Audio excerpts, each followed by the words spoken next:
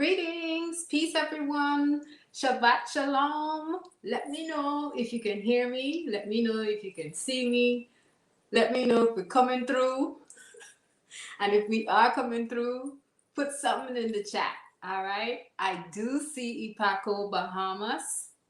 So I want to greet you. Blessed love to you. Greetings, Chief Yuya. Just seeing all of the messages pop up. Greetings, and welcome to Shema Anu. And so, for those of you who are just coming in or just finding Anu Life Global Ministries, this is what we do every single end of the strong, every Yom Shishi, every Friday. We get together and we have deep dialogue and we build around the Anu way. And so the Anu way is available to you. So feel free to check out the description and follow the link in the description as well to our, buffed up, brand new, spanking, shining website that is easy to maneuver and navigate. You'll be able to find a copy of the Anu way there. All right. Greetings, Sister Kashiya, Ema Precious, and Ema Akuya. All right. So we cooking with gas, y'all. Shalom, Sister Deidre. So we are gonna jump right in typical Anu fashion, we open the space always with words of gratitude to the Most High, giving thanks and praise for life, health, strength, but most importantly, being able to have the opportunity to walk a righteous path, right? Every day having that opportunity, renewed opportunity to always give honor and praise by the way we live, right? So we give thanks and praise to the Most High for that, and we honor and offer thanks to Chief Yuya for creating this space where we can come and build and share, and you all can join us in the building and the sharing. I will read a excerpt from the preface, right? It is a condensed version of the preface from the Anu Way. All right, just give me 1 second. This book is not to be read only once. Read the words of this book of knowledge and wisdom out loud. Discuss the convictions of this work with your Anu brothers and sisters. Share this information with your people. This publication should be read daily. Every line in this book can be taken out of context and studied on the strength of its own potential. The truth is to be deliberated. So let's jump in and deliberate. All right, let's jump in and deliberate. I have to remind myself not to keep knocking this thing. So we are still in the section on family. And of course, we're exploring the subsection of family structures still.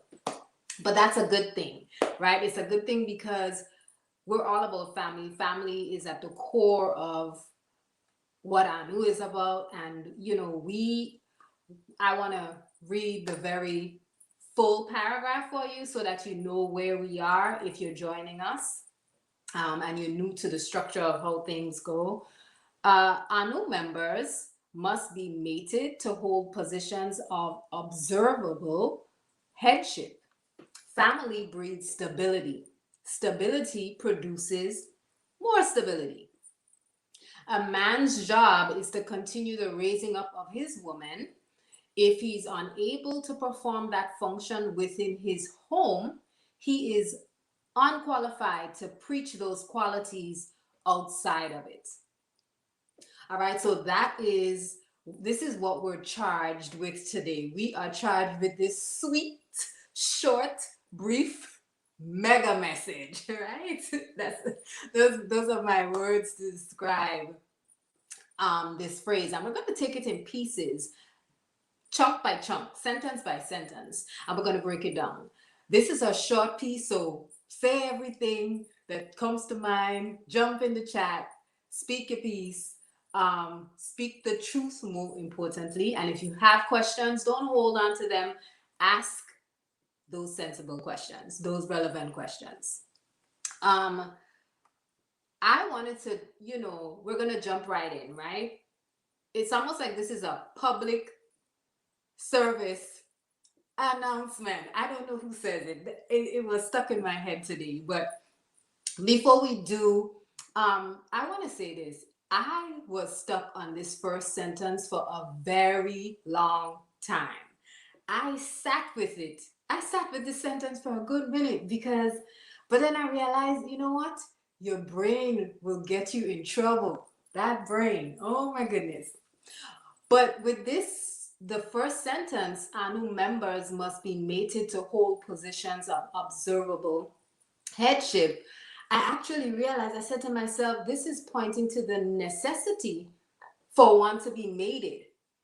Really crucial that we must be mated if we're going to be in seats of authority, if we're going to be involved in any sort of nation building and community building, and we have to be leading a charge at any charge, right? So really, really, really critical. And it is very plain, it is very simple. But one of the questions I asked was, and I'm going to ask you all to kind of share, what does the phrase observable headship bring to mind?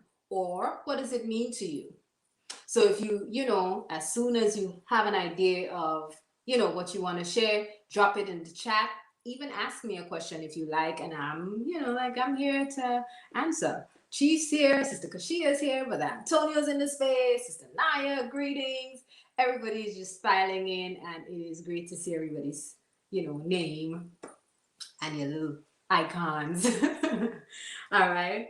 But again, reading and rereading that sentence and that phrase really, I was stuck for a little bit. I was actually questioning myself, what is wrong with you? But I was trying to see so much inside of the sentence that I missed the actual point, which is very, very simple. So I'll just jump to the chat because there's a lot of conversation, but I want to put my question up. It's pretty simple, but I want to, lead the charge with some questions that are open-ended, and, you feel free to pull on your thoughts and ideas. Feel free to share some of what you see aligning with other aspects of a new thought from maybe the 14 keys or even Normeal.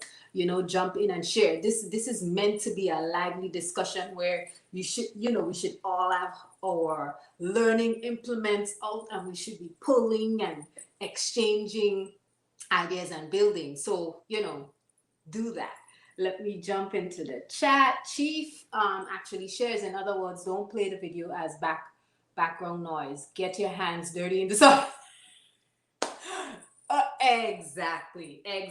You should have, scripture. You should have other forms of Anu content out, and you should be peeling through the notes and dropping dimes and gems. I mean gems, not dimes. Don't give us 10 cents pieces. We don't need that.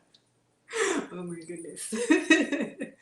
But greetings, everyone. Chief says, how can you give guidance to a community if you have no proven harmony in your home based on the judgment of the teachings of this community? No hidden mates, both all are active in the assembly. Okay, Chief Yuya, you just take over. Take control, because guess what? You just took the whole paragraph and you just summarize it. Thank you very much. Have a good evening, everybody. We're done. But truly, this is what is being underscored in that first sentence. That first sentence really underscores how important it is to be mated, to be able to identify a family of your own, because the truth is, families families expand into community, and community expands into nation. This is the way it expands. So how can we really build and expand out if there is no core or hub, which is the man, the family, and it keeps extending, right? And there's a scriptural reference that I want to use as a, I would go even far as to say it's a precept, because it actually shows how important it is for the man to not just hold those skills, but be able to show and prove in the home, and that be, a significant piece of evidence. What I'm gonna pull from is First Timothy 3:2-5, and I'll pull on it later on. I won't, dive into that right now, but I'm sharing it because it is a reflection of Chief's share at 6:38 in the chat. I'm gonna just pull it up a little bit so you can take a look at it, take it in. If you are not looking at this in real time, then this gives you an opportunity to engage with what our live comments are like, right? What's happening in the chat as I speak. Sham the Joy says, observable, listen, I'm stumbling over this word the whole time. Observable headship brings to mind leadership that can clearly be seen through action. True, exactly. And presence, very true. Action and presence. So it is an active role, right? You're out front, you're leading, and not just leading the charge as one person leading the charge, but every homestead, right? Every homestead should ideally have this a proactive leadership or headship. And within that homestead, within that family, you do have women who are receiving instruction from the men. So they too are proactive, they're active, they're, out in the community. And it isn't, as she said, it isn't hidden, it isn't undercover. As Sham says, it is clear and it is proven by action. Antonio's answer is, Antonio says, observable headship is clear reflection of the Most High in one's ways and actions. One's union and homestead will reflect those laws if that line and connection is maintained from the top down. Exactly. It has to be maintained from the top down. And, I think we had some conversation the last time I was here. I actually hosted or led SHEMA, whatever you want to term you want to use. And I remember us having a lot of conversation around, the man being led by the Most High, right? That connection between vision and promise. So that leadership, that headship is not wishy-washy. It's austerity, it's focus, it's at the helm of everything. Brother Antonio says, no dime dropping. No, please, keep the dimes. Sister Kashiya says, this brings to mind rites of passage, what is seen and measurable by the community. This is correct. It is, we judge, and we judge our own, and we can judge our own confidently because we have a system, we have protocols, we have expectations that we stick to, we have laws that, not laws that we just like pulled from somewhere and we decided, okay, we're going to. We have laws that we follow, and those laws are definitely going to influence the way we judge and how we measure our community. So this is true. Chief also says, people love to call their mates some sort of title of esteem outside of the public to increase clout. But observable means the community must see a man leading and as visible as the sun. I see. So again, I think it goes back to the action, right? Because if it's as visible, that leadership is as visible as the sun, and I'm going to remove the question for now, if that leadership is as visible as the sun, again, I think it goes back to the idea that because we're a community and we stand on certain principles, then those actions, they're visible but measurable. We can see them and we know what we're seeing, right? Because sometimes you could say, oh, you see, but you don't really know what you're seeing, right? That goes back to the aspect of respect. It goes back to respect, being able to see the source, right? So really, that very first sentence kind of keeps us in a space where we're constantly thinking about, yes, leadership. Yes, if you're going to be in a position of leadership, if you are up front and leading the charge and constantly, moving with authority, you are going to be mated.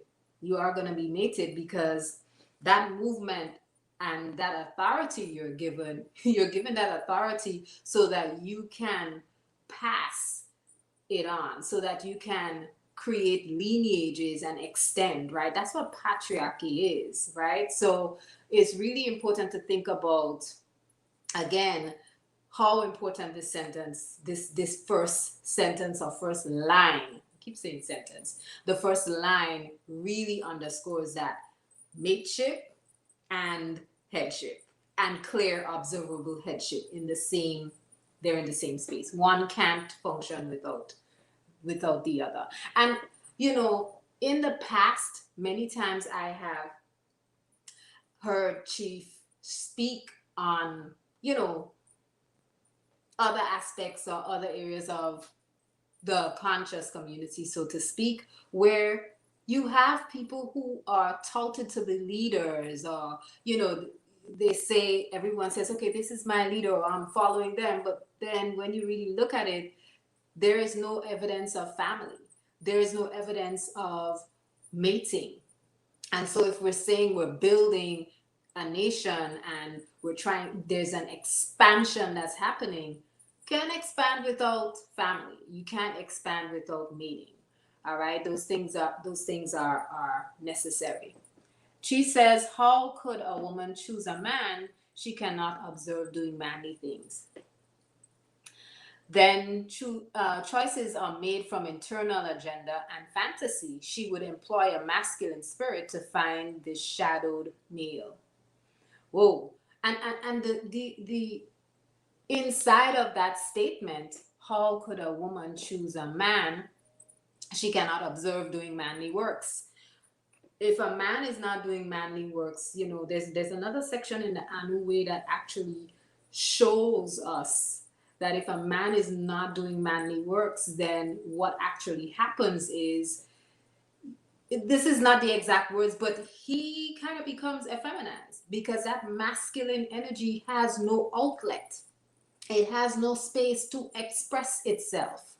It has no place to go, So it just speaks to how important it is for that masculine energy to be very much present in the doing, in the active, in the active community, or active, sorry, in the community, and showing and proving. It must be clear. It must be clear. Sister Deidre says observable headship is seeing with the eyes. If family is the microcosm of the community, then we must see him as the head of a homestead and her as a covered woman. Very good, very good. That must be visible, right? So I'm going to move on. But before I do, from observable headship, I wanted to share, was there anyone who was able to tap into 1 Timothy 3:2-5? Because I think as I read the paragraph and I found this particular biblical reference, I said to myself, they mirror each other in so many ways, right? One seems to be like a succinct statement of the other, and this shows and proves that there's a certain function that you have to have. And if you can't function within a family in that way, then you can't bring those qualities to, to the rest of the world. Right? What qualifies you is being able to, maintain those qualities in the home. And then, yeah, you can preach it, right? You can preach those qualities, outside of the home. Seeing with the eyes. You meant listening with the eyes, right? Right. And seeing with the first eye. She shares. Okay, brother Randy. Let me give you a spotlight over here. Observable headship, meaning the patriarch must be seen by others. Yes, it goes back to one of the earlier statements that I highlighted. It's the idea of him moving like the sun, just as you can watch the sun traverse the sky, right, daily in its work from dawning to sunset, right? And you can say, oh, wow, you can visibly see it in motion. It's moving, but not just its movement. You see its effect on every aspect of nature around. That's the way the light of the man, that's the way that masculine energy or that man must be moving, right? Very visible. She says headship is a state of being validated by patterns of doing. Some kings have a crown of fool's gold, pyrite, right? Fool's gold. So their activity of heading up a family should be observed with all three eyes. So, in other words, so this is not in other words. So this is saying that, if we're talking about headship, we're talking about actual authentic kingship, and that's the patterns of action, right? What are you doing? What are you doing within the community? What are you doing for the community? And what are you doing for the family, right? Thank you. Thank you very much. Before I do that, Sister Deidre says observable is equal to viable proof. Right. This goes back to, the very first, points about the Anu community having protocols, having standards, having expectations. We judge. And we judge fully well knowing that when we judge, we're using a standard protocol that is Anu. So we can point out and identify very specific pieces of evidence that shows how you're showing and proving, how we're showing and proving. All right. So again, observable, viable proof, right? It's visible, we can see it. But it's not just visible and you can see it. It's visible, you can see it, and it measures up to the standard that is Anu. Sister Kashiya, thank you. Sister Kashiya pulled out 1 Timothy for us, and I am not sure. Oh, I see what you did. She pulled out the pieces and portions. I don't want us to miss all of it, right?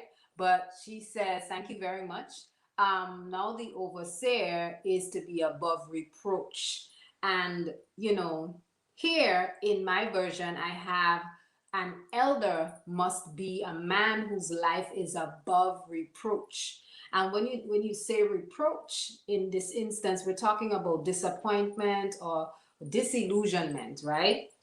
Dissatisfaction with your life. It probably identifies as unsuccessful, right? And this is speaking specifically of a man, right? About a man.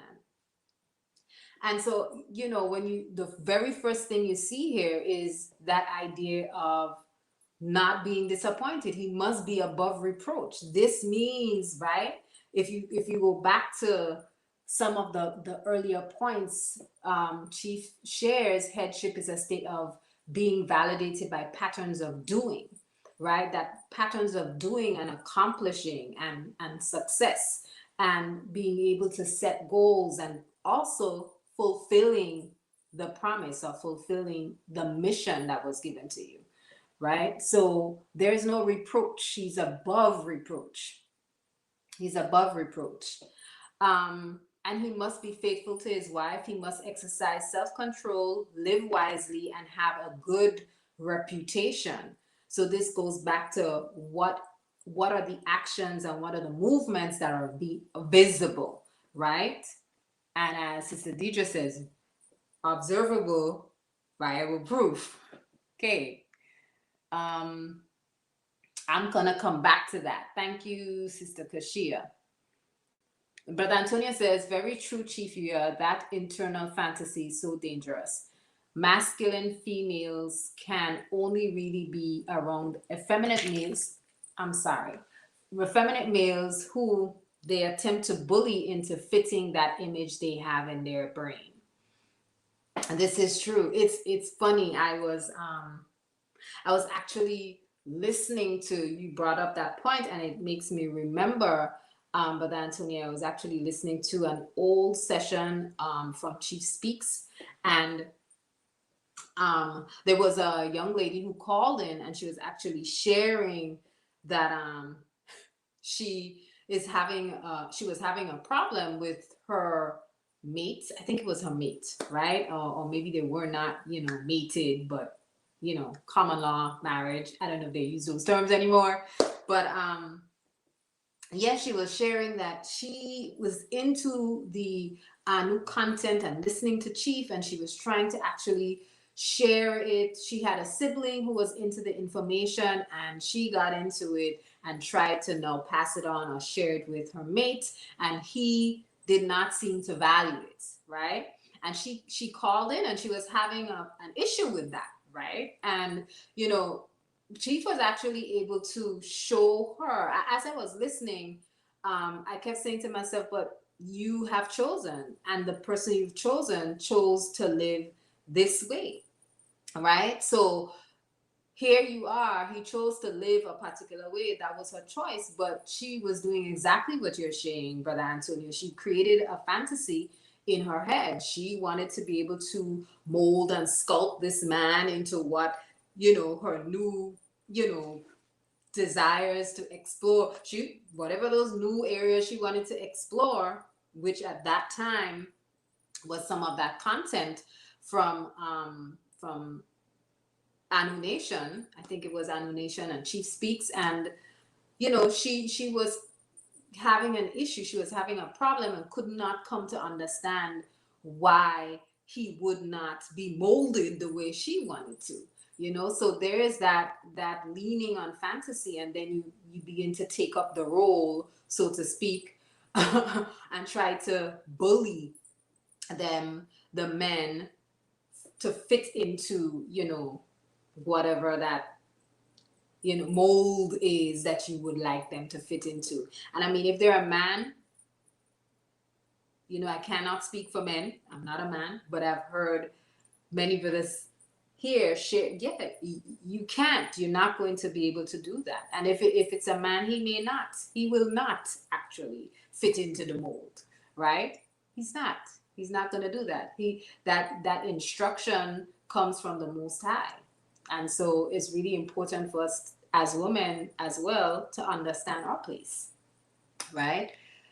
Sister Kashiya says, violent but gentle, not. That's a continuation of the First Timothy. Thank you. I'm gonna come back to it. That's okay. Chief says, for if a man know not how to rule his own house, how shall he take care of the church of Yah? Yes, Sister Kashiya, this is the key. That's the key. It's true. Yes. Okay. Let's just close out tonight. We're done. Everything's done. Conversation done. But that's exactly what I was driving at. Toward the end, there's that build up. All right, there's that build up. The second piece here is family breeds stability. Family breeds stability. And as I read Family Breed Stability, all I could think about was the fact that the man he has intellectual pursuits. And he forms the world around him through the renewing of his mind, right? Into the form of the Christ. And so that's a piece from the Anu Way that I pulled.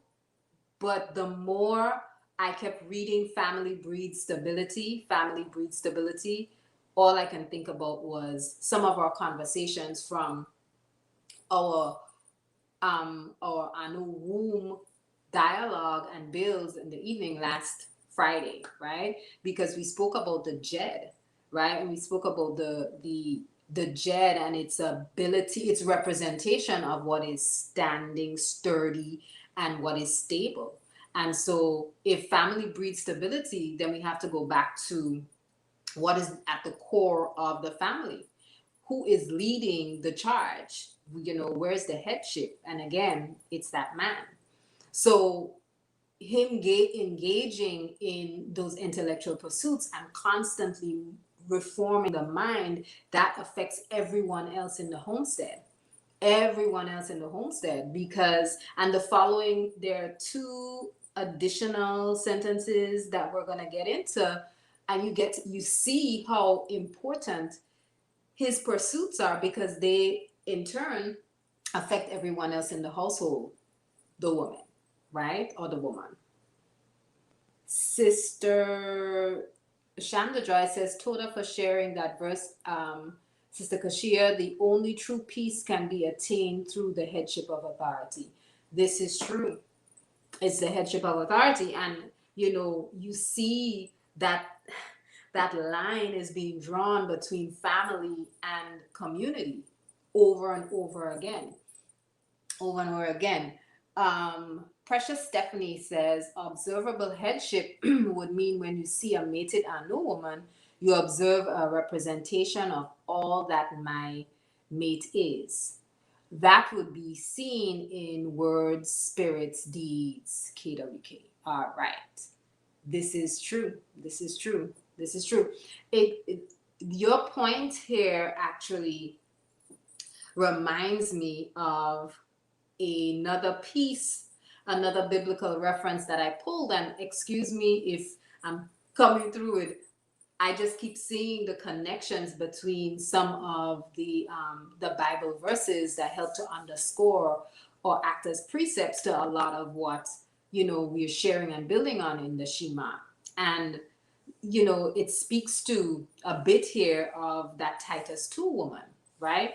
In Titus 2:3-5, we see that the man is a teacher of older women, and she in turn teaches others, right? So that teaching is not just teaching her so she could teach others, but it's teaching her so she is now a model, right? She is a model of all of those laws and those expectations and those rights and the standard, right? I keep going back to the standard. All right. Chief says, I can become king via succession, but being a head requires working in a role. I may call myself and be called a head, but if I do not lead the body, the head is dead and the entire organism dies. And we are livers here. We live in the life we love. Loving the life we live. We are livers of life. So it means that what's actually supposed to happen is the man needs to be proactive, right? That's his role. And as she said, anybody can become king via succession, right? This is true. But being a head requires working in that role or that position. And working in it just doesn't mean, okay, you put on, I think back in the day, people used to say, they used to say something about the throne, like you could sit on a throne, but like what is the throne, right? What is it really? Right? So it is the validation in that throne that you're sitting on, or is it in the works that you do, in the way that you function, in the value that you bring to your community?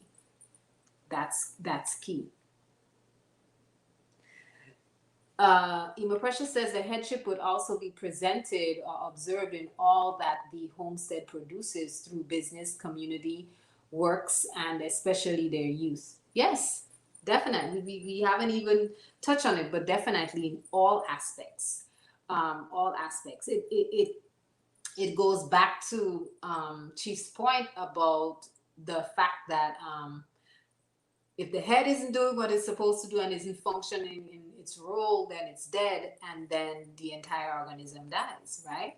Because the truth is, again, the woman received from the man, and then that, forms her, that transforms her, that changes her. She now takes that and she transfers that culture, that teaching to the youth. All right. And women are the economy. So again, everything that's within that man, or he represents, as Ima Precious says, all of that becomes a part of the woman, and it becomes a part of the children. The whole homestead is, just bursting at the seams with those values, right? And that mission, that's key, right? Because everybody, if the man has that mission and that vision, then everyone within the homestead is moving and converging on that mission. She says, true, Master Antonio, a masculine spirited female will try to talk you out of your headship via co-leadership and misaligned delusions of equality. A feminine woman delights in serving her head all the time. All the time. A feminine woman delights in serving her head. And, again, the mission, the vision of that man becomes the mission and the vision of the woman, right? Every time. That's that feminine woman, because you're a helpmeet. As a woman, you are the helpmeet. And so as a helpmeet, that's your role, right? That's your role, not to usurp the man's position, but to literally be waiting in submission, right? Waiting on him in submission, so that way, and not because you're waiting, but but waiting like a deer in the headlights, but you are waiting in obedience, and you're waiting in submission. All right, I keep trying to make sure that I focus on the camera. Let me see if I am oh no, I'm not too far behind. I don't feel too bad. I'm not too far behind. What? I don't know what that is. So I'm just gonna block user. I don't know. I think that user probably needs to be blocked. She says, men are not molded by women in any shape, form, or fashion. Anyone telling you differently is an agent of disorder, despite claims of divine femininity, godlessness, modernity, or any other trap. Oh my goodness. Straight up. If that man is taking orders from you, then maybe it's something else. Maybe it's a different situation. Men are not molded by women. Men are not molded by women. Agreed, Ima Precious. The fruit of the home reflects the mind and the standards of the master of the home. This is true. This is true. And when you say the fruit of the home, you're talking about the youth, right? You're talking about the youth, but you're also talking about the economics and everything that's produced from that homestead, or from the homestead. Sister Deidre says, because I didn't select a mate that checks all the boxes on my delusional list, I'm going to engage in Babylon's build a brother shenanigans. Well, if you engage in Babylon's build a brother shenanigans, you're going to get an effeminate brother. You're going to get a male. You're not going to get a man. You're not going to get a man who stands in authority. But many times women choose that, Sister Deidre, select that because they actually want to be in that role. They want to be the man. They want to be the one who is walking around like the sun and, giving light. That's what they want. So they choose the Build a Brother program. They choose the Build a Brother program because it allows them to exercise those masculine parts that they want to move in, right? Those are the parts that they delight in. And maybe they receive affection and praise from from the world. All right. But we don't want or seek validation in what the world gives us. Not here, not in this space, not in our new. Not in our new. Build a Brother is about as useful as Blockbuster.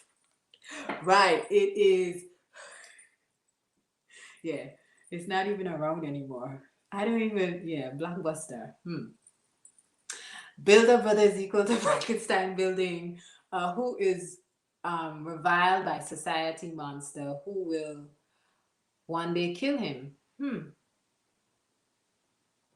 Hmm. Hmm. Wow. So wow.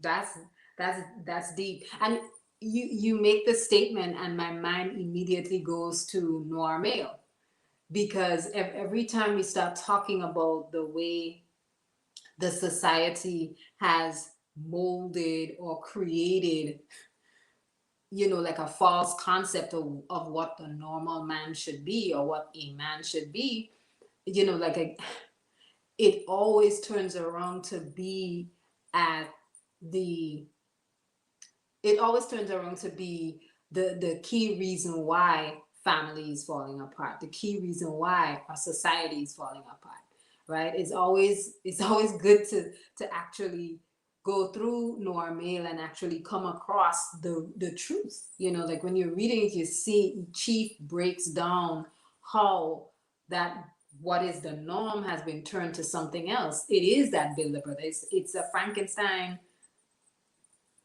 Yeah, it's a Frankenstein what Build a Brother program, I guess. So it really and it turns around to hurt the family. I'm sorry about that. Um, but Randy says some children are birthed from sane woman mated to a sane man. Righteousness provides sanity and a renewed mind. Righteousness provides sanity and a renewed mind. In all of this, thank you. I think Emo Precious brought it up and you brought it up, Brother Randy. Can you all hear me? You brought up the idea of youth, children, and that's so important in this statement about family breeds family. We still there on family breeds family, right? Because I you cannot imagine the dysfunction and the destabilization that occurs in a home when roles are reversed, when there is a lack of headship and leadership, right? It falls apart. It falls apart every time. And what you end up with is youth who are not sane, youth who are filled with disdain and resentment and confusion. And confusion because they probably grew up in a home not realizing that what they witnessed is not what family should be. What they witnessed as man or woman was not functioning in their role, right? Their parents weren't functioning in that role. And so that affects, it blemishes the youth, it blemishes those children. And so many times they lack an understanding of what it means to be man, what it means to be woman. Yes, yes, message. Sister Deidre says seeking validation from the world breeds semi-moronic deltas and gammas. Right. Okay, yes. 20 on the live and 5 likes. Well, you know how it go. You know how it go. I'm just going to keep moving with this truth that Chief Yuya has shared with us. This truth brings us to a place of realization and understanding where we went wrong and what we need to do to get back to that place where we need to be in favor with the Most High. I wanted to share a piece from the Anu that's directly connected to family breed stability. And it is from the kingdom portion of the Anu way. So every time we do these SHEMA readings, I realize how, how so many portions and parts and sections that I encounter, and I'm sure everyone does the same. Actually, there are these cross references, right, to information. So it's really valuable to, again, read the Anui daily and read it with your highlighter, read it with your post-its, because you're able to pull content and pull, parallels all of the time. You're able to pull parallels between concepts and ideas. Very important for us to think about. So let me go to the piece in the Anui, because I nearly forgot it. I was about to jump to the chat and I gotta hold my horses.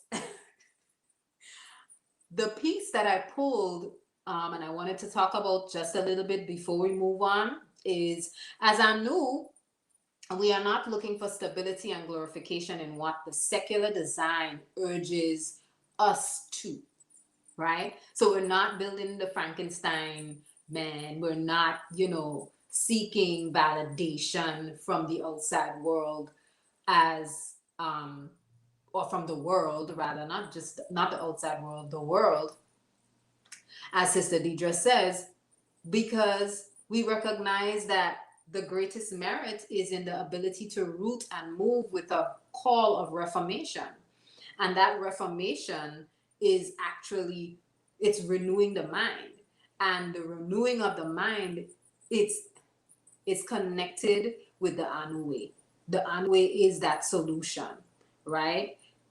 Being a part of a community where, again, there are internal standards and protocols that govern how we function, that govern what a man is, what a woman is. There are specific qualities that we know how to decipher and discern based on those qualities. You can't go wrong with that. You can't go wrong with anything that gives you answers. And not, when I say anything that gives you, not just like any random answers, but answers to actually reform or redeem ourselves from where we are.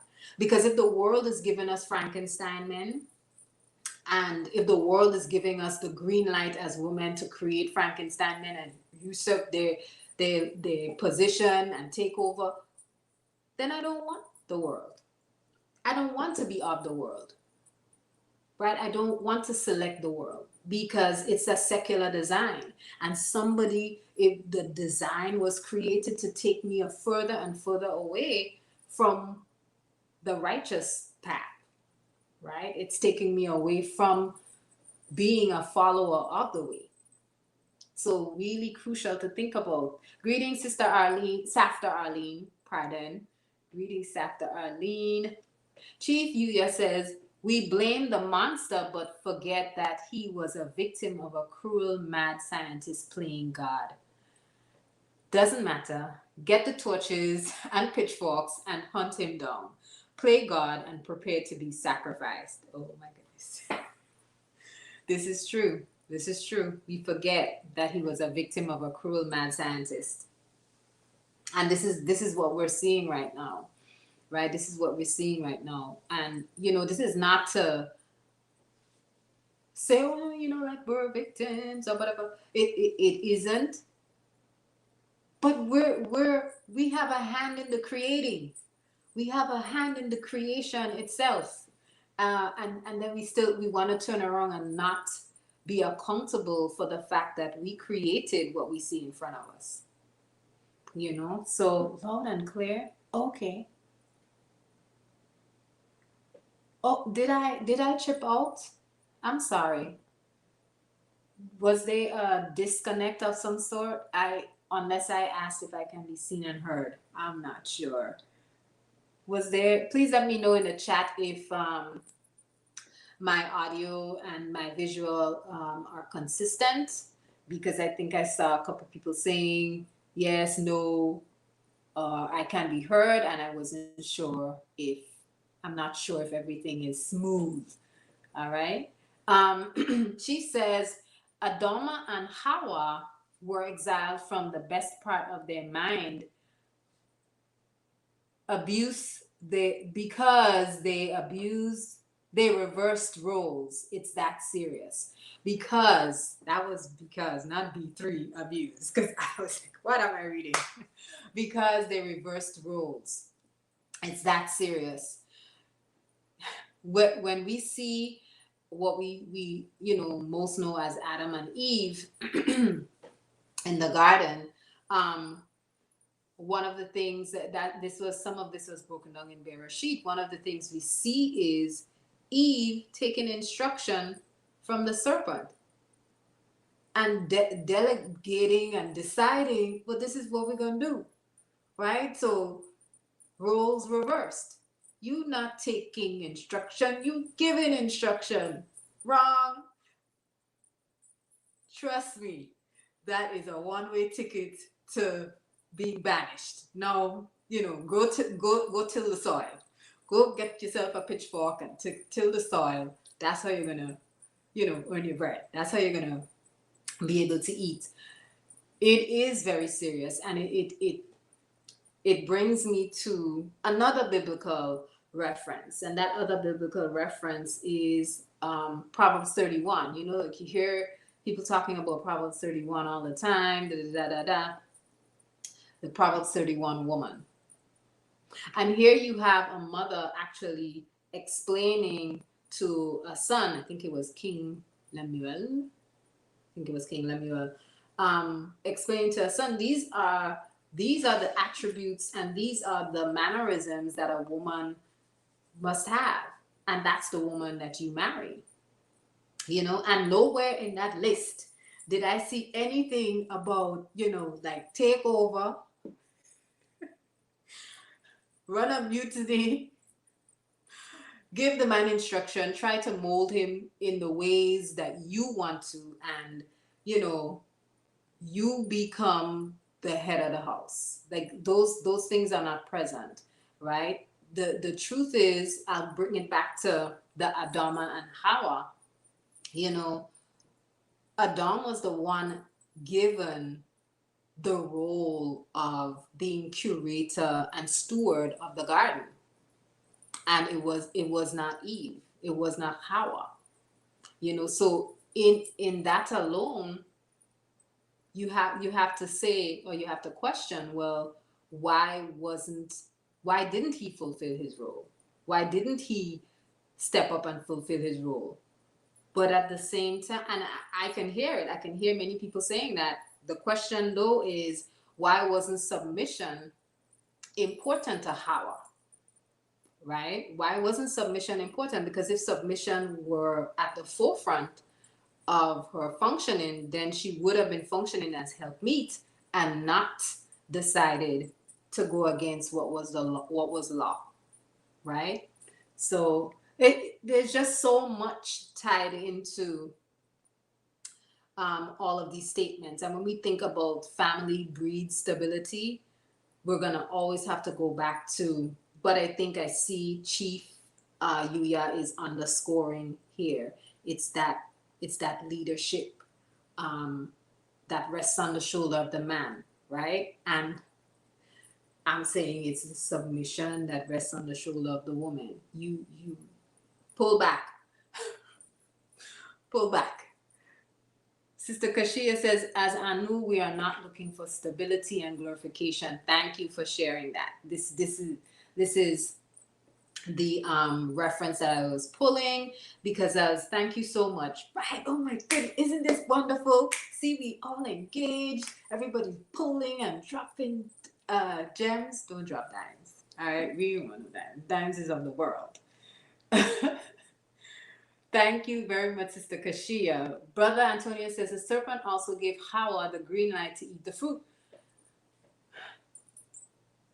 The serpent gave Hawa the green light to eat the fruit, but Hawa didn't want to say, but wait, but wait, but wait. I have a master, and the serpent is not my master. Let me move off of what my master's instructions were. Or let me ask a question. And maybe asking a question is not even the right thing either. But yeah, he gave her the red light. It gave the serpent I'm saying he.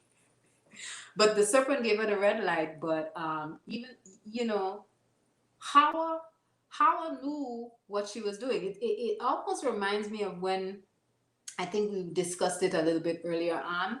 It reminds me of when we say, and Chief has broken this down too, like shared that, women actually actively seek out weaker males to bond with or to mate with because they know they're going to be ruling over them, So, maybe it's that her choosing.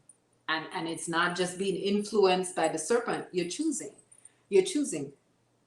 Sister Deidre says, Mark 8:36. For what shall it profit a man if he shall gain the whole world and lose his own soul? Right. Thank you for touching on that, because that brings us right back to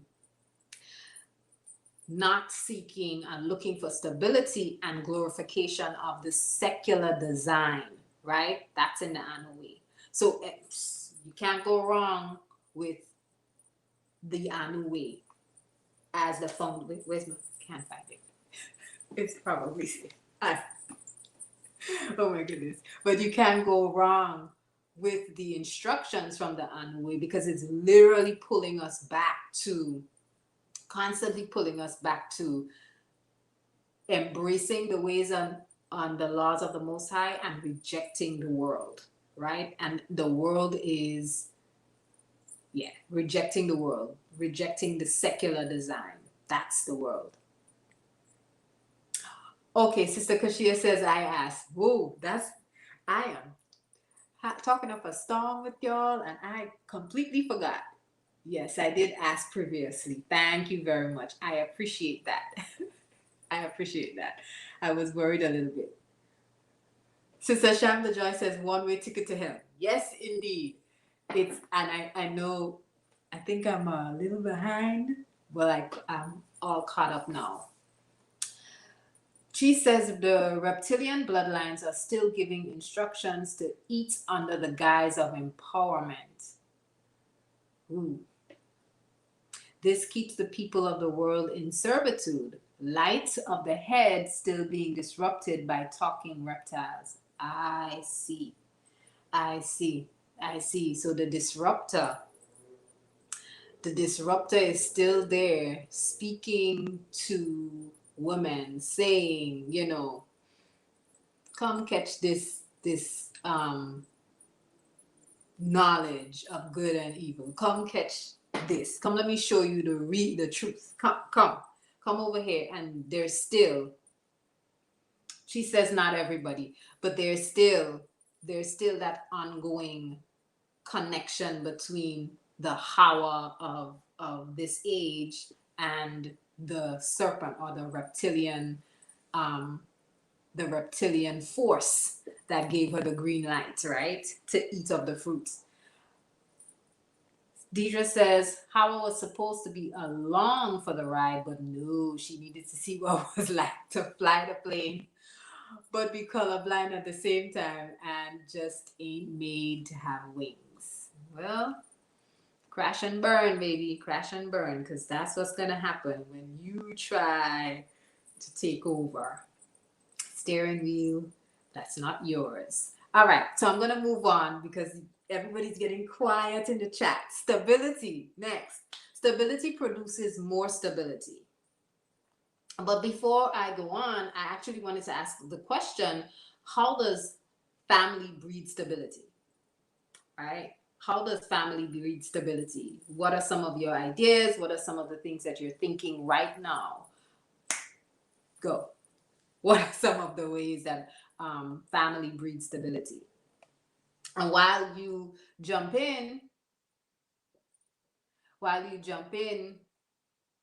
and share a little bit on that, we're going to move on to stability produces more stability. And, you know, I want to think about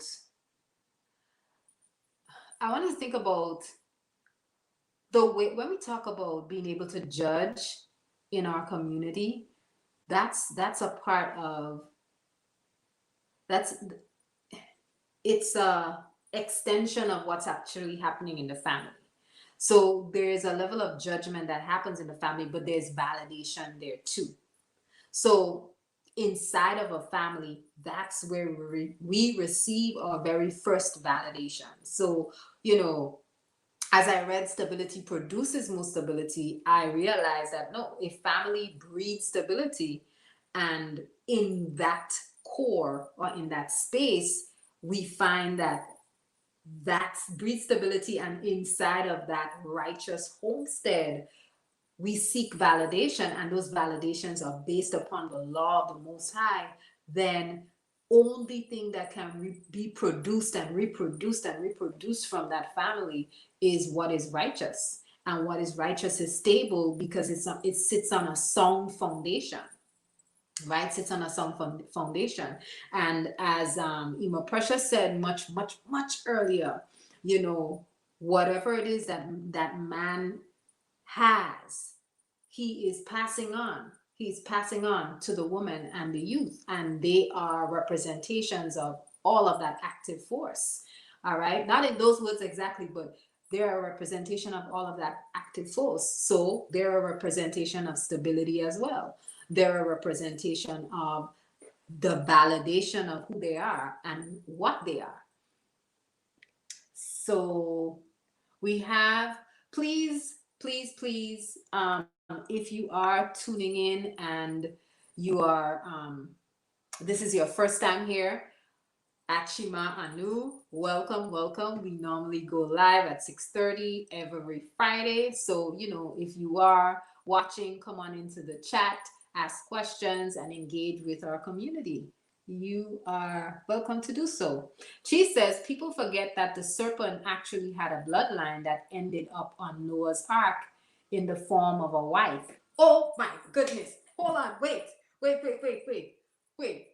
Let's. Whoa.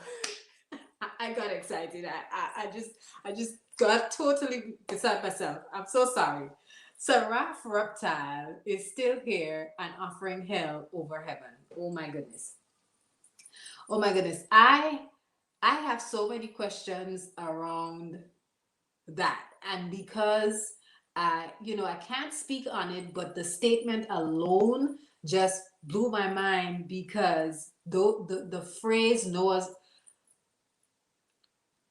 the serpent actually had a bloodline that ended up on Noah's Ark in the form of a wife. Yeah. I don't even have words right now. Somebody say something in the chat, because I don't even have words right now to be able to speak even more and add on to that statement, because it is so true. And you know, yeah, you could have a serpent in your camp and you don't even know, or maybe you do know, right? Maybe you do know. You could have a serpent in your camp and you're not aware of it. And the objective is to be divisive. The objective is to, you know, maintain that separation between Yah and his people all the time. Separate us from actually choosing a righteous path. Sham says family breeds stability by having an identified mission. Thank you. So we have identified mission, right? This is in response to our last question. How does family breed stability? Sham the Joy shares that having an identified mission is necessary. That breeds stability because that mission identifies the function of that family to its community, you know. Chief says a family can breed stability by marrying into equal social caste. This is done sometimes via intermarriage. So intermarrying, and that intermarrying is intermarrying within the bloodline. It might not be a good question.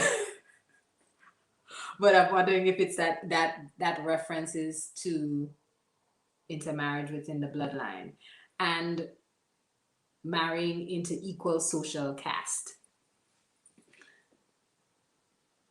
Sham the Joy says by man, woman, and children living in their most sanctified roles, right? Functioning within their roles. That's what breeds stability. This is true. This is true. What is our natural, function? But Sister Akuya also says having a mission. All right. So we have mission being one of the key things shared here so far. Chief has also shared a key point that stability actually breeds stability, or family, breeds stability by marrying into equal social caste. That actually strengthens the positioning of the families. So, marrying into that equal caste. But Antonia says, when you do not mate with native comrades, make sure that the person is a part of your nation or will convert into it. The virtuous cannot conjoin with the irreligious. Yeah, because what they'll do is they'll have idols in your home, or they'll turn you toward idols. It's interesting you bring up this point, because there is a passage that I reviewed this strong. It escapes me now, but it's a passage, a biblical reference I reviewed this strong, and it literally speaks to that. It says, marry within your nation. Marry within your nation. Do not marry outside of your nation, because that person whoever that person who is not, not of your nation, I was going to say, but because I remember the word, but who is not of your nation, doesn't follow those laws or the laws that you follow, they're gonna bring you to, their way of life. They're gonna cause you to be worshiping and praying to false idols and to gods and so on. And you have to be very discerning, and there has to be a wise choice or a wise selection taking place when it's time for union, right? When it's time to mate up. Sister Deidre says, it is like the discussion yesterday during the movie build. Family means that there is a homestead, and a homestead at least means there is a headquarters, base, foundation for warriors. Right, that family is that base, it's the headquarters, right? I remember, all right, I won't go into that. But Antonia says from Union in the Anue. Thank you. It is from Union. This is correct. Oh my goodness. Y'all come up with all the quotes and stuff. This is so good because it directly connects to our build. And for those of you who are listening, tuned in, grab up some of these gems, grab them up, screenshot them, write them down, and, run over to your Anue and add post-its and put your comments and your thoughts down, so that way you can join us in the bills on Friday evenings. You can be in the chat too. Chief says familial stability is bred by vision. Mm. But I keep reading it, but I could actually put it up. I keep forgetting. Oh my goodness. All right, let me see if I can move faster because, wow. Familial stability is bred by vision. Vision is a promise from Yah. This is this vision is a promise from Yah, is really crucial, really critical when it comes to leadership, headship, family, right? But let me read Chief's pure words. Familial stability is bred by vision. Vision is a promise from Yah. This is eternal. If we are righteous. So righteousness yields stability. Often longevity was a part of a divine promise. Longevity was a part of divine promise, right? When we read about the many, how many score and score years that and let me know if this is what you're indicating in terms of longevity. You know, how long one lives, how long a lineage lasts, or how extensive a lineage lasts. Let me know if that's what you're referring to, Chief, when you say longevity. You know, but this is another one to add, that righteousness yields stability, because that righteousness is knowing and doing what you know is a benefit to you, right? The 14 keys teaches us that when it comes to righteousness, we have to select what we know will benefit us. And secular design does not benefit us, right? It's packaged in a pretty, you know, illusion, right? It's packaged. It's like a what do you call those? They call them pseudo estrogens and pseudo. It's pseudo. It's false. It's not real, right? It's an illusion. But the promise of the Most High, the promise from Yah, that vision is real. That vision is real, and if we follow that vision, then we're following a righteous path, right? If we're following that vision, we're following a righteous path, because we know that, again, righteousness leans on doing and following through and engaging in actions that are of a benefit to you, to your community.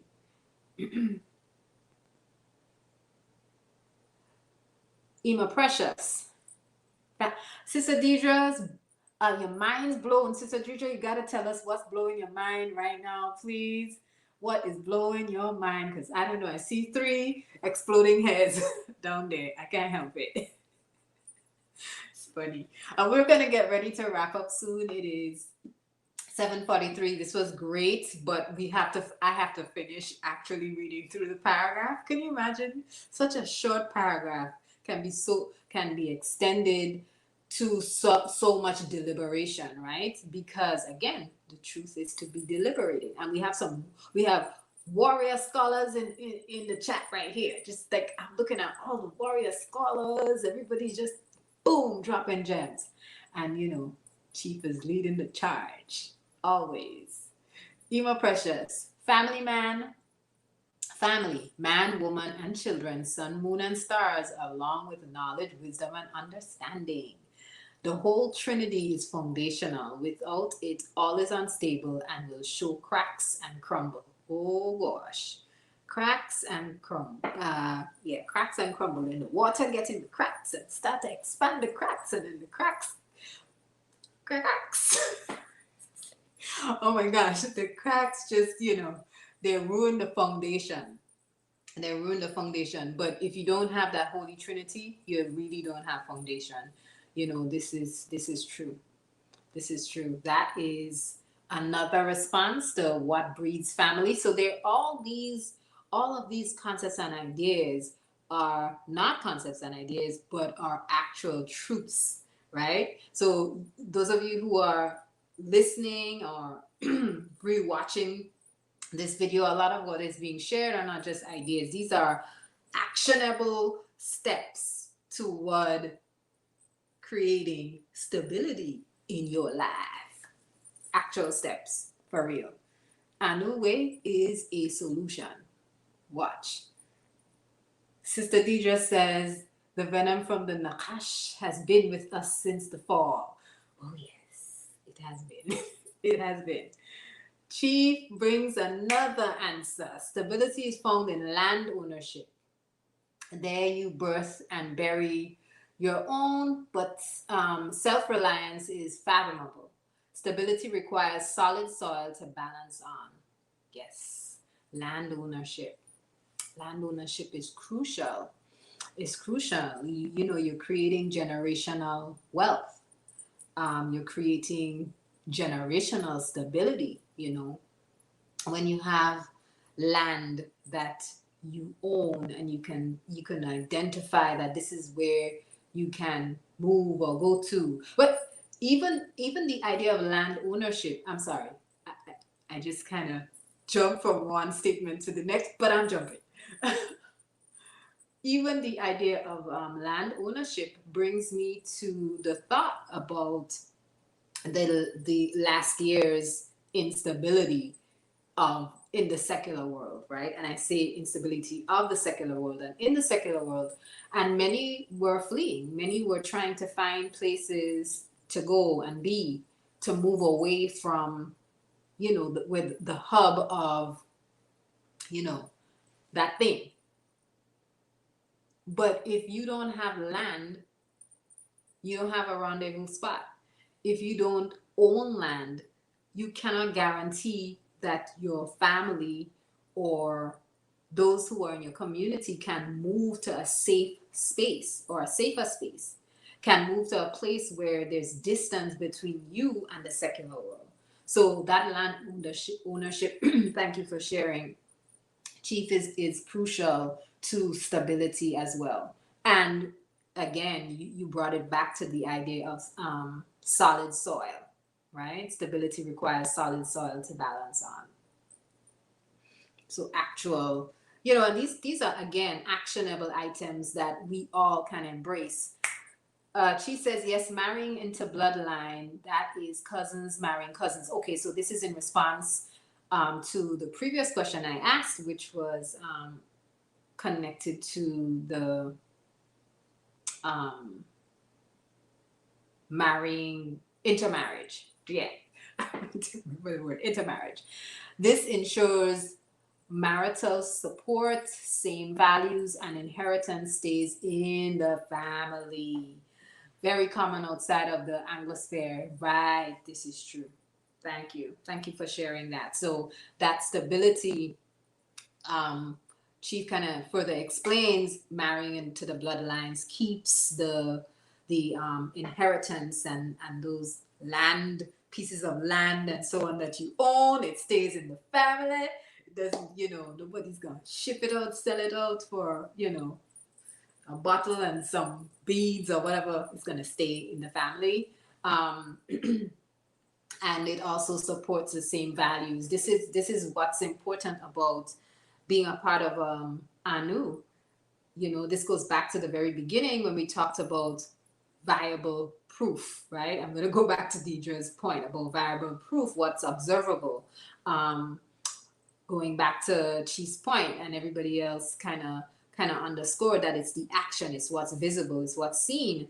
But we can't judge and prove what is seen, what we're looking at, until we have values, core values to measure it by. And so by marrying within the bloodline, you know that there's a constant, whoever is coming, man, woman, child, they all come in with a set of values, a set of protocols, a standard already. There's no question. You can feel free to open up and share and move confidently because there's a standard in place. All right, it's let's see if I can move through. Family brings stability by being unified and in harmony. That was Ima Arlene. Safta Arlene, I do apologize. Top tier speaker says, I think one of the ways family breeds stability is that it creates an empirical allegiance in all its members to live their culture and not be easily moved off of their principle by other cultures. Right. It's right. So right. So this goes back to that validation, right? It goes back to that creating of, that sense of belonging, that sense of I'm living a culture that's valid. And those principles those principles are important to the core of who I am, but the core of my family, the core of my larger community. So there's always, that validating of who you are is really, really necessary, because it makes you strong. And what's strong is stable, right? What's strong is stable. And if you're living your culture, you're walking in righteousness, right? If that culture is based on the law of the Most High, that's the most important thing, right?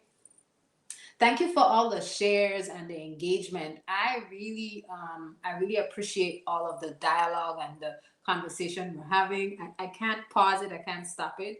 Um, we can't stop. We won't stop. Brother Antonio says, answer. Family can breed stability by ensuring that there's a firm grasp of economics, how to sustain itself, and is not susceptible to secular cultures of dependent on their enemy's economy.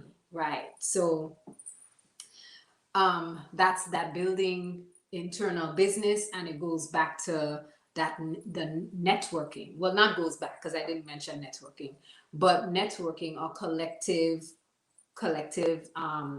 work, and economics, right? That collective economics, and we all the homesteads within a community actually creating businesses and creating economy that intertwine, interconnect, and support each other, right? And not just with bartering, but really complex, interdependent economy, right? That really it's important for each homestead to have that economy that's not dependent on the enemy, not dependent on the disruptor, because the disruptor is going to start to dictate where the money goes, what you do with it.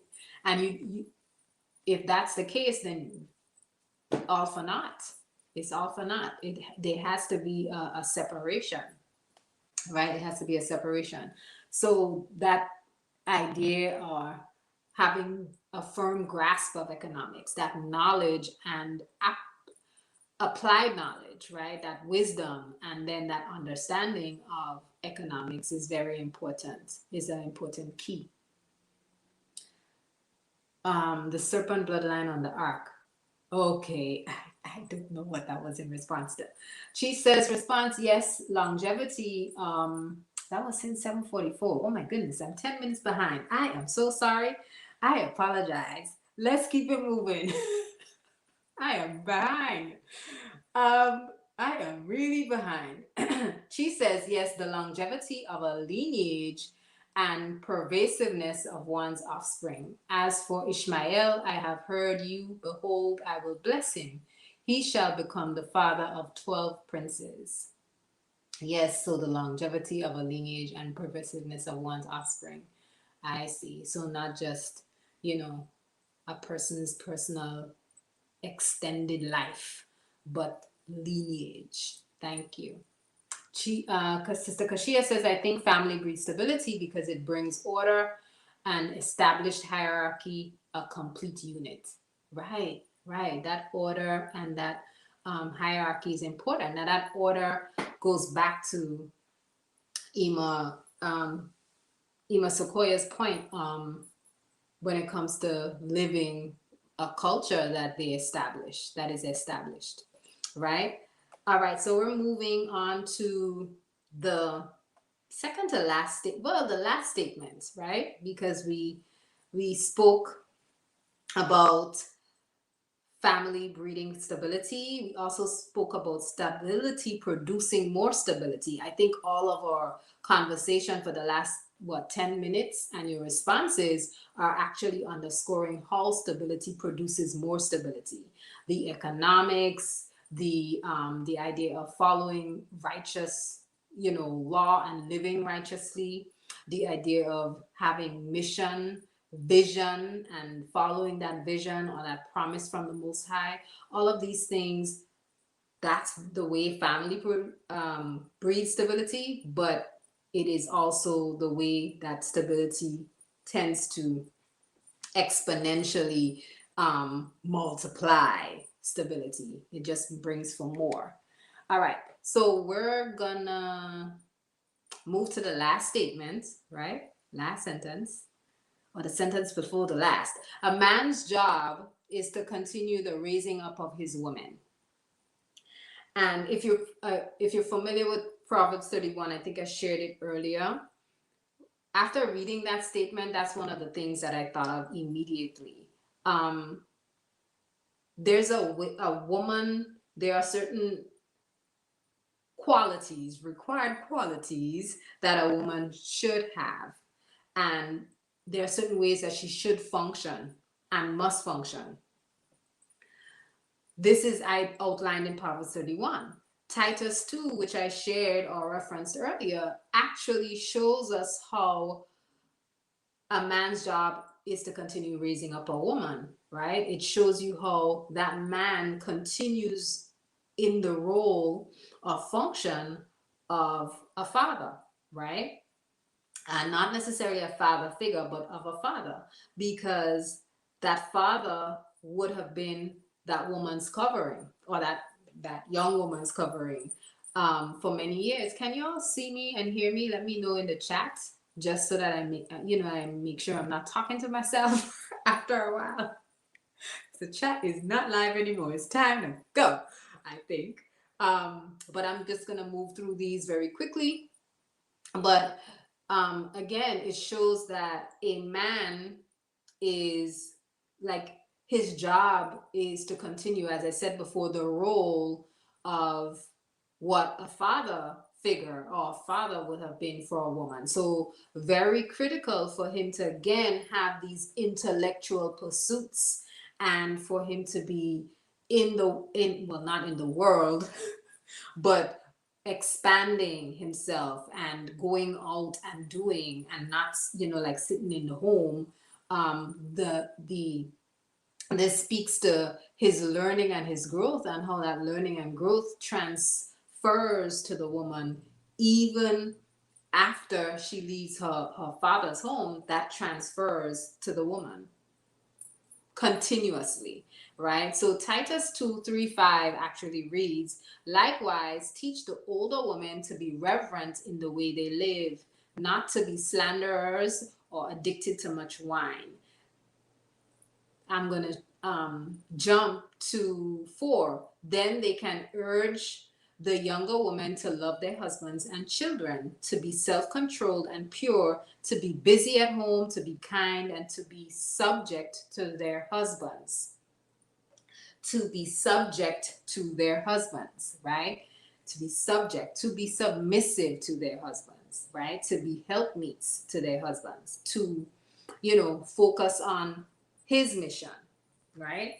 So, as I, again, after coming across this actual sentence, and I this line, sorry, and I kept thinking about it, I kept saying to myself, yeah, a woman we all grow continuously, but it is the expectation that that woman, under righteous teaching and under that leadership of the homestead, will continue to be raised up, right? And to be raised up I think to be raised up may have a twofold meaning, right? It can and refer to raising up culturally, but I think it also refers to being raised up spiritually, right? Because you're functioning within your role.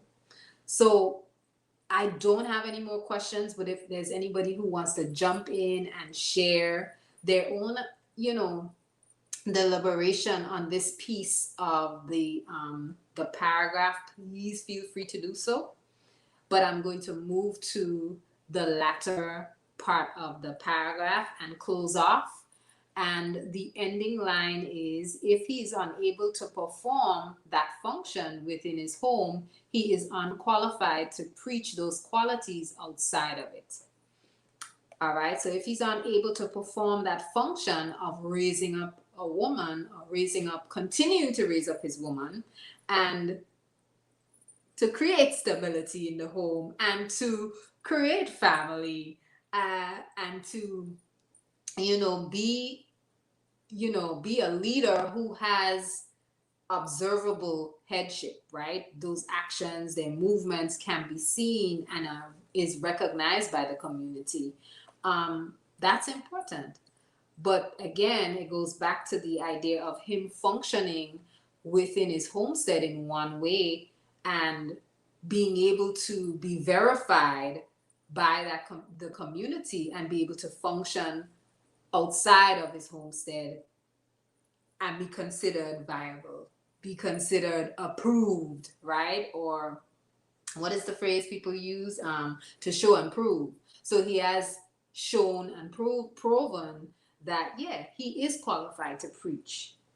He is qualified to identify, here are the things that we need to do as a nation, because guess what?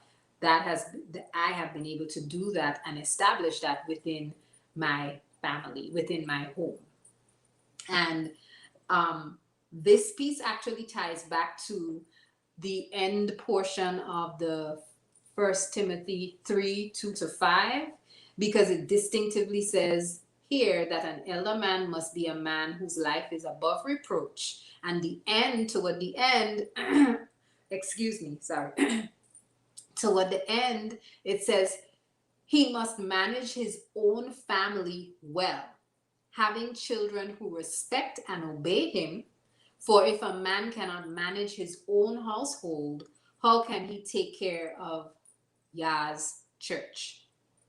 So there's that distinct connection between being able to create a homestead or home where the family honors, because a man is honored in his home, right? So there's the family honors him. He's able to manage the family, and there's respect in the home, right? We can talk about, this conversation could go on and on if we begin to talk about the secular world and the level of disrespect that we see consistently happening within homesteads all across all across the country. And there becomes this tension, right? There's this tension that occurs because everyone's not functioning in their role. And so because of that, it breeds instability, right? Because it's not a righteous family. No one's moving within their role. No one's moving within their role. And, many times I hear Chief underscore how important it is for the man to lead, right? So again, it goes back to, if he can't manage his own home, then how can he actually govern a larger group of people? How can he govern a community? How can he govern a nation? How can he? All right. But Antonio says the urgings of modern older women in the West preach the opposite with we ain't even want to give them a space to speak. Here, Brother Antonio, they can urge all they want. They have it wrong, and they've taught it the wrong way. Taught it the wrong way. I said taught it. They've taught it and thought it the wrong way for a very long time. Right? That's part of the generational curses that we have. That's why, Chief can point to the fact that there is a seed of the reptilian still here with us, still functioning to disrupt, right? Still functioning that role of the disruptor. All right. So yeah, we can't give them space to speak. Enthusiasm or no enthusiasm. She says it's sad in the world. The prospects of fertile-minded Righteous women and strong, uncompromising, righteous men are slim to none. Anu is truly an incubator for the return of tribal-minded people. Yes, it is a solution. Anu is a solution. I'm going to read it again. Anu is truly an incubator for the return of tribal-minded people. Tribal-minded people, righteous women, and strong, uncompromising, righteous men. Brother Cruz Alvarez says, true Kashiya, this hierarchy is especially seen. Okay, so he's speaking about the hierarchy, who is especially seen when you are privileged to live with 3 living generations and more. The stability given from elders is something that is true, a true reflection of heaven. Yes, it is. Especially when we have elders who, like we can identify as elders, and we can say, you know what, we can look at the lineage, right? As she said, and we can look back at what they've done, those actions, and how they were moving, and we can say, yes, it's in alignment. Yes, it's in alignment. She says, yes, nothing worse than spiritual teachers and priests out here who want to give all this life advice but haven't even conjured themselves a family in any form. This is true. No, right. So then they're not leading by example. They're not leading by example. If you're leading by example, it means that you've produced family, and you're not using the family, but you've produced family, and that family, how that family is, how intact it is, how it functions, how it moves, and how it's visible, its visibility, in the community, and what that family is known for, is a testament to the man, right? A testament to the man. Very important to walk away from our SHEMA today and understand that is the core. That is the core. Cruz Alvarez also says stability of the righteous family is especially important to assure the continued generations. Children, right? The ambassadors, right? The ambassadors. They're like the badge, right? I don't want to minimize their role to a badge, but this is what is used as a measure. Like you look at the youth and you're like, I know where you're from. And growing up in the Caribbean, it was kind of like that. People see you and they're like, okay, I know who you belong to. Oh my goodness. And you want that recognition. Not that you want the recognition from the world, but you want that recognition to tie back to stable homes, a righteous home. All right? You don't want it to be a point where they're actually pointing out something that's wrong. You want it to be something that's positive. She says, right. Many have a gang load of children, but the children have no honor for the work of the father because privately, father is subpar. If your sons disregard your social effort, you have failed. If your sons disregard your social effort, you have failed. So the efforts, the actions, the doing that has to happen, the level of building and expansion that has to happen must, Chief, are you saying that must outweigh what the secular world's design is?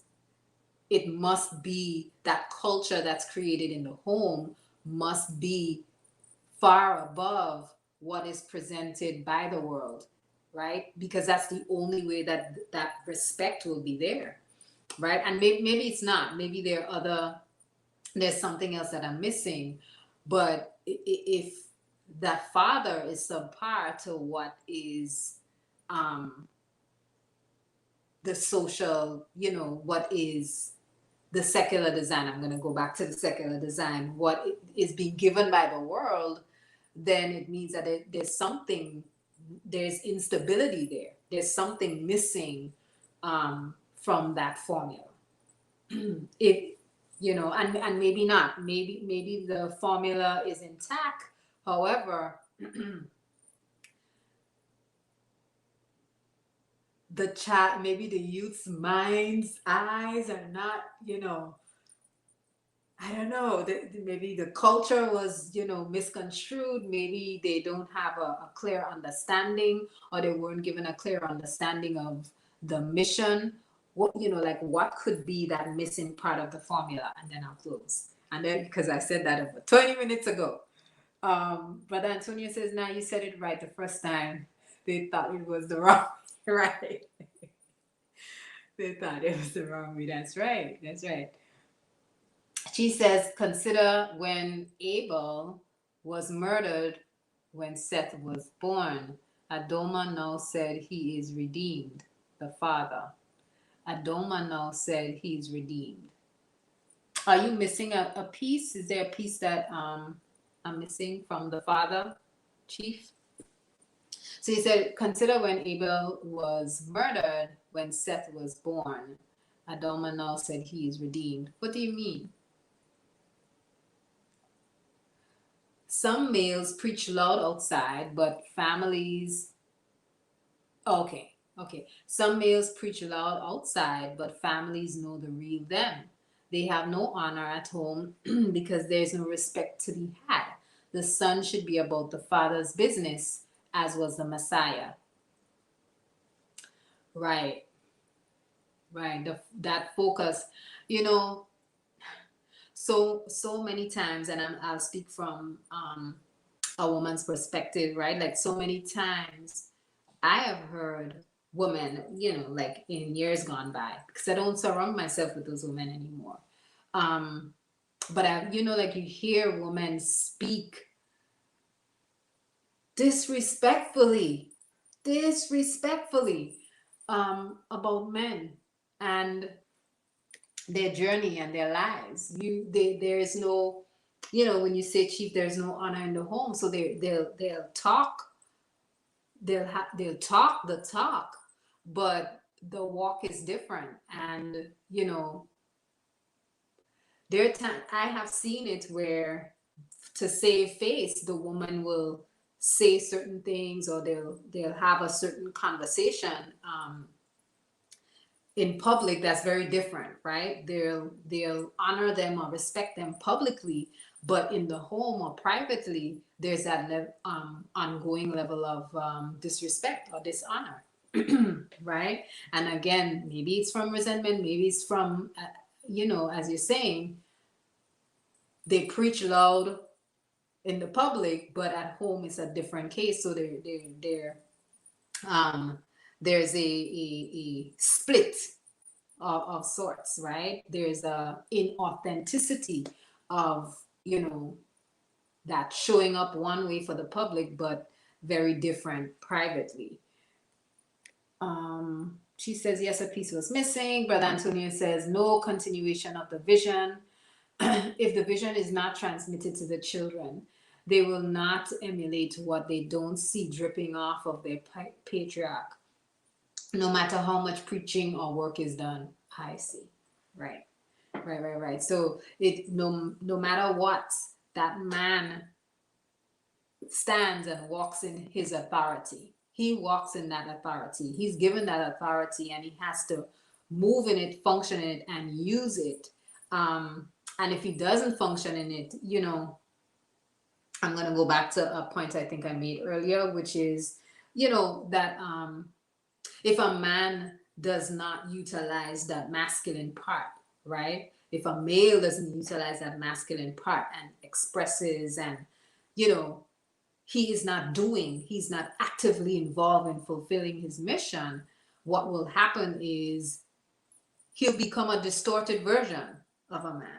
And so, because there are no outlets, I think I said that earlier, there are no outlets. So though he has to be completely engaged in fulfilling his mission, and that's, you know, like that's, as you said, it emulates, it exudes, right? He will exude all of that, and he will not need to speak about it. He will not need to, you know, preach about it, because it is, it's a core part of how he's functioning. I'm sorry, I have something else up while I'm talking about a different point. But thank you for that, Brother Antonio. This is true. It will be dripping off of him. He'll be exuding um, patriarchy. He'll be exuding a man of action, a man of the community. She says, maybe I will do a podcast on this so as to not hold up the cipher. Yes, of course. Because you see me, right? I'm pausing. I'm pausing on each one. I'm going to read the last few and then we are going to close. This has been a good build for those of you who are joining us and those of you who are still there, because I see you. I see you all still there, even though you're not chatting, but I see you. Thank you for tuning in and holding on. And please like, share, and subscribe. And, come back again next Friday. Or Yom Shishi. Cruz Alvarez says that's powerful. There is so much repetitive remarks like I don't ever want to be like my father. He provided for us and everyone respects him, but he and I are different people. True. On both sides, on the side of the woman and the side of the men, that is true.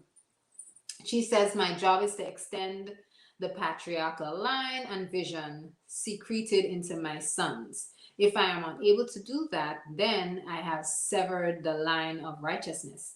I can try again with other youth or accept failure. So you're there's actually, if you're saying secreted it into your sons, then that respect is actually, it goes deeper than them just being preached to or actually seeing the actions, right? Or seeing what it is that a father is doing or the patriarch is doing. It's almost like you're saying it's connected to bloodline. There's something about your authority that should be, passed on to them. Okay, I'm gonna wrap up. She says, I have seen pastors go home after church and curse out their wives for small things and go to the afternoon service and act like saints. Preachers' kids are often rebellious for good reason. Yeah, maybe it's from that resentment. Sister Kashiya says, true.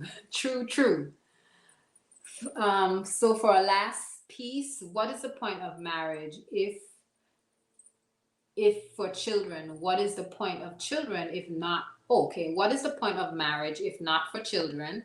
What is the point of marriage if not for continuation of the presence of the Holy Spirit on earth? Right, that lineage, continuously extending that lineage. That's all right, Pastor. Take your time. So funny.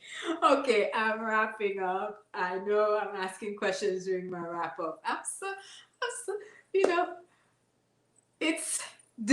I had to say, this was a short, sweet, mega message.